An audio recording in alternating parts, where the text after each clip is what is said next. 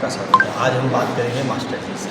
आज चर्चा करेंगे आतंकी हमले के विषय में। देखते हैं क्या कहते हैं हमारे मास्टर जी। देखो, ये जो एक दूसरे को मारना, जो एक दूसरे को मारने को उतारना, जो अपने मुकाबला करना जो है, ये सिर्फ हमारे जो है मन का एक भ्रम है। भ्रम यानी हमें मालूम नहीं है कि हम कर क्या रहे हैं। अगर आज देखिए वहाँ पर घटना घटी, कोई हिंदू कोई मुसलमान, तो हिंदू और मुसलमान है कौन? अगर हम पूछने जाएंगे तो आपको कहीं मीनिंग ही नहीं मिलेगा। हम तो सोचते हैं कि हमने हिंदू घर में जन्म लिया कि वो राम और कृष्ण को मानते थे, या हमने मुसलमान भाई कहीं घर में जन्म लिया जहाँ मोहम्मद साहब अल्लाह को मानते थे, या हमने क्रिश्चियन घर में जन्म लिया जहाँ जीसस को मानते थे, या हम सिख धर्म में लिया कि गुरु नानक देव को मानते थे। अगर हमें ये मालूम पड़ जाए कि ये जो जन्म के साथ जो हमें धर्म मिला है, ये धर्म उस विराट सागर से निकली एक नदी है। क्योंकि अगर आज से हम जाएँ 4000 साल पहले तो हम देखें कौन सा धर्म था, कोई धर्म था क्या? अब उस समय धर्म नहीं था, पर फिर भी सृष्टि तो थी, सब कुछ था, इंसान भी थे। वो कहीं पर जो सा है पिछला इतिहास देखें तो इंडस वैली सिविलाइजेशन से शुरुआत होती है, पिछले युगों की गीता, और फिर जो है हिंदू, और फिर जो है आगे धाराएं टूटते टूटते आज कितने धाराएं बन गई। फिर धाराएं वहीं से निकली भाई। एक मानवता, एक इंसान था उस समय, और वही इंसान जो से आगे आगे जब भूलता गया अपने को, तो उस भूलने वाले इंसान को बताने के लिए, जिंदगी का ज्ञान देने के लिए जिन्होंने जाना स्वयं को, उन्होंने बताया। जो उन्होंने बताया तो एक उससे लहर निकली जिसको हम धर्म कहते हैं। कि कोई हम कहेंगे कि हिंदू धर्म ने कहा कि गीता, गुरु को पीछे रामायण, उन ग्रंथों को ले लिया। फिर आगे कहीं हम देखेंगे क्रिश्चियन ने भाई जीसस को, वो बाइबल को ले लिया। फिर कहीं कोई मोहम्मद साहब आए, उन्होंने कुरान उस मुस्लिम धर्म को कह दिया। सिख आए, उन्होंने गुरु नानक देव को कहा, वो गुरु ग्रंथ साहिब को कह दिया। तो ये जो धाराएं भाई हैं, ये लोग जो सारे थे, ये इंसान जो हमारे जैसे जब आए संसार में, इन्होंने जागृति की, इन्होंने जाना कि वो पुराने उपनिषद और ग्रंथों में, गीता में क्या लिखा हुआ है भाई। तो तुम समझे हो कि गीता कह रही है जो वो जीवन का पूरा कहीं ना कहीं नियम बता रही है। धर्म क्या नियम, कि इस संसार में जन्म क्यों हुआ तेरा, तूने क्यों कौन सा इस घर में जन्म लिया, तेरी माँ है, तेरा पिता है, तेरा भाई बहन है, तू है डॉक्टर है या मिनिस्टर है, इंजीनियर है, चार्टर्ड अकाउंटेंट है, और ये मौत क्या है, आगे क्या है। तो पूरी जीवन का नियम बताया गया था, जिसको उपनिषद कहते हैं। और उन नियम को ही जब कोई नहीं समझा, जैसे कोई ट्यूशन रखता है ना, तो ऐसे ही फिर ये नए नए लोग जिन्होंने जाना, वो नए टीचर बने, और संसार में एक नई धारा बह गई। फिर उसको हम कहेंगे जैन धर्म, बौद्ध धर्म, सिख धर्म, मुस्लिम धर्म। पर कोई नहीं जान पाया कि ये सब एक ही बात कर रहे हैं। वो एक, उसको हम राम कहते हैं, कृष्ण कहते हैं, बुद्ध महावीर कहते हैं, जीसस मोहम्मद कहते हैं, कबीर फरीद मीरा सहज लल्ला लाओ जसकुरात, और कितने, सबने एक ही बात की है। ये सबका बाप एक ही है, और वो एक है जो हमारे अंदर चेतना, वो आत्मा जिस शरीर को चला रही है। नहीं मुर्दा मिट्टी से बड़ा हुआ, पेड़ पौधों से मिट्टी खा रहे, जो भी अन्न खा रहे हो, आखिर में शमशान में मिट्टी ही हो जाओगे। अंदर से वो चेतना, वो आत्मा जो सनातन और जो पुरातन है। सनातन का कोई एक धर्म नहीं है कि हिंदू धर्म, सारे धर्म उससे बहे, आत्मा है सनातन, द ट्रुथ। और हिंदू और मुस्लिम जो है, जैन, बौद्ध, ये लोग जो थे जिन्होंने जाना, दुनिया को बताया, तो लोगों ने कहा यार इन्होंने बताया, तो उनके साथ लोग जुड़ते गए। अब उस घर में जो आज पैदा हो रहा है वो कह रहा है मैं हिंदू, मैं जैन हूँ, मैं बौद्ध हूँ, मैं मुस्लिम हूँ। पर अगर उन ग्रंथों के साथ देखें कि गीता से किसी हिंदू की कोई लाइन नहीं मैच करती। गीता कह रही जो हुआ अच्छा हुआ, जो हुआ अच्छा है, जो होगा अच्छा ही होगा। कौन माना अशोक रहना तेरा, तो अशोक सवाई कर रहे सब। कौन माना जीसस ने कहा love is God, love your neighbour. अब मोहम्मद साहब ने भी पूरा पीस की बात की, शांति की बात की, अशांति है। गुरु नानक देव ने कहा एक ओंकार सतनाम, वो एक ही है भाई हमारा सबका बाप। मोहम्मद साहब का एक ही अल्लाह, पूरा हिंदू शास्त्र अद्वैत में टिका हुआ है। गुरु नानक देव भी एक ओंकार सतनाम कह रहे हैं, कहीं जीसस भी गॉड इज वन कह रहे हैं। तो ये जंजाल को पैदा किया हुआ है। कब्रिस्तान और शमशान में सब मिट्टी हो जाते हैं, वहां कौन है? ये सिर्फ एक अज्ञान है, अज्ञान, इग्नोरेंस, जिसे कहते हैं अनपढ़ है। तो ये सारी समस्याएं हो रही हैं। ज्ञान मिल गया, सौहार्द बनेगा, मौज आ जाएगी। मास्टर जी, आपने कहा कि अज्ञानता के कारण ये चीजें हो रही हैं।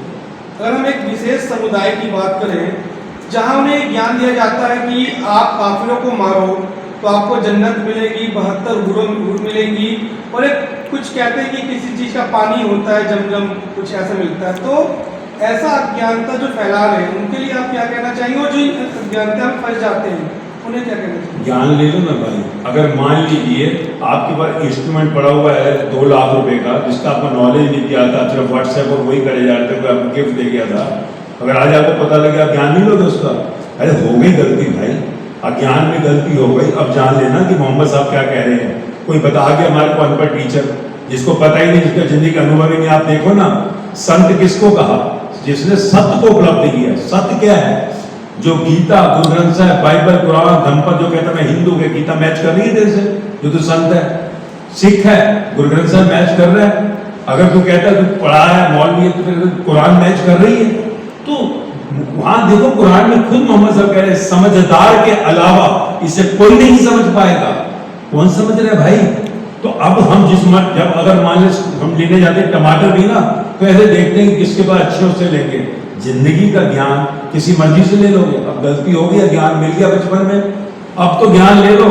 अगर हम यही बात करें किसी भी धर्म के अंदर, हिंदू धर्म में किसने समझा गीता को? मुझे तो अभी एक भी नहीं मिला। गुरु ग्रंथ साहिब कौन समझा?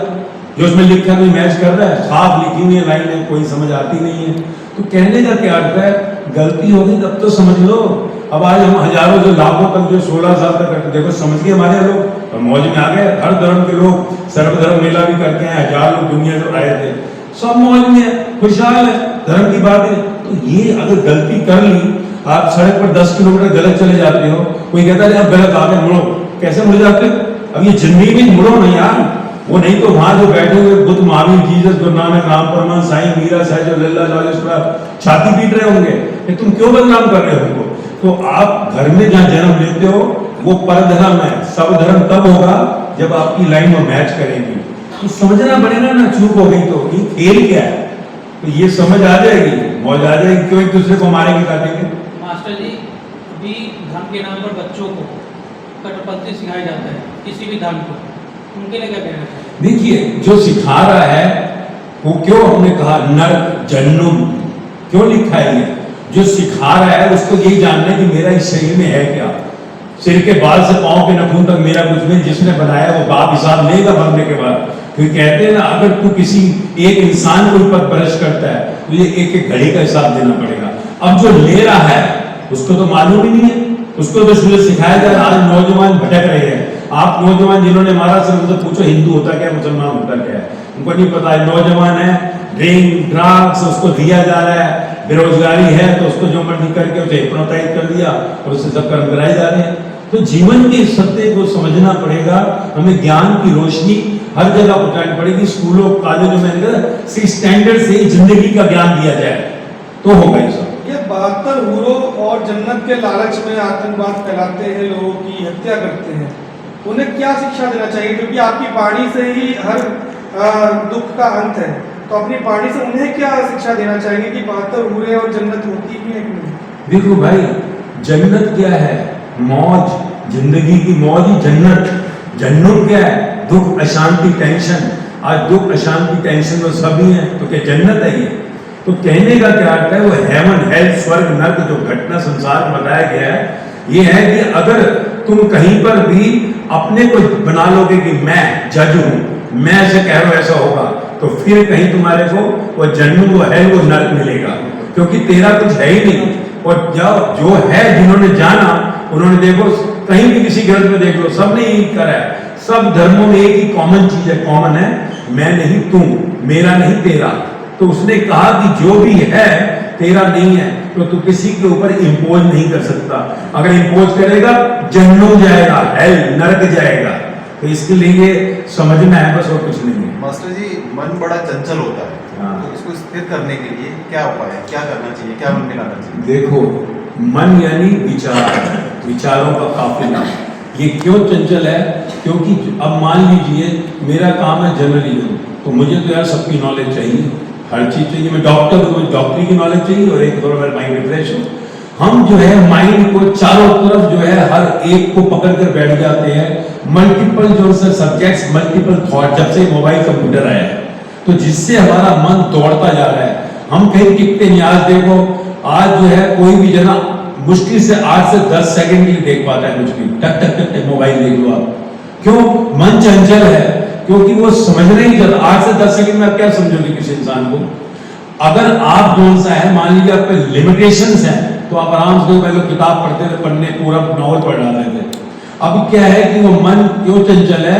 क्योंकि मल्टीपल सब्जेक्ट्स, मल्टीपल गाइड्स, तो हर एक को देखते देखते माइंड ओवर थिंकिंग में चला जाता है और रिजल्ट भी सही नहीं आते। तो अपने को अपने सब्जेक्ट तक सीमित रखना होगा, तो फिर जीवन जो है कहीं खिलेगा। और इसका ज्ञान, फिर वही ज्ञान। अब हमारे यहाँ देखिए लोग इतने ज्ञान जीवन का तो अपने स्थिर हो जाता है, मन स्थिर हो गया तो ब्रह्म से जुड़ जाता है। तो ज्ञान के बिना सब, गीता में क्या है, गुरु ग्रंथ साहिब में क्या है, बाइबल में क्या है, कुरान में क्या है, सिर्फ ज्ञान है, कुछ करने को नहीं था कहीं पर भी। ज्ञान अगर किसी ने कहा है तो सिर्फ जिंदगी का ज्ञान, इस इंस्ट्रूमेंट का, तो समझना है। मास्टर जी, आपसे लास्ट क्वेश्चन ये है कि लोग आजकल इंसानियत भूलते जा रहे हैं कहीं ना कहीं।